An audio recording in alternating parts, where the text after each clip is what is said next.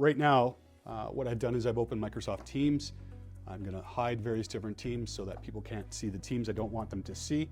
Within Microsoft Teams, because I'm controlling my device right now, I can navigate from this touchscreen what I want to see, when I want to see it. You can go into various different portions of the conversation piece so that you can see some of your infographics that you might be working on, or various different things so that you can communicate with your team. It'll open it up full screen. You can go back and you can continue searching through anything that you have. Within files, it's your file repository, so you can have different screenshots that you have in here. So if I want to go in and see something that I've saved into Microsoft Teams, it'll come up and it'll populate it right here. I can close it.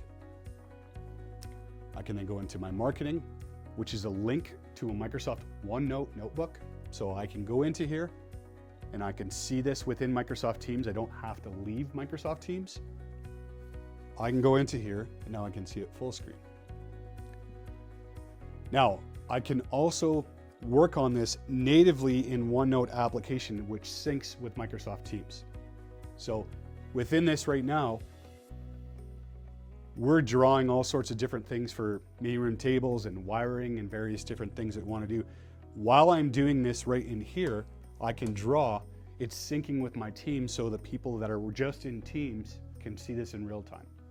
So if we're doing a video conference call and they want to see what we're talking about, they can see this in real time while we're communicating back and forth. Pretty cool functionality in Windows 10. Very neat, very easy.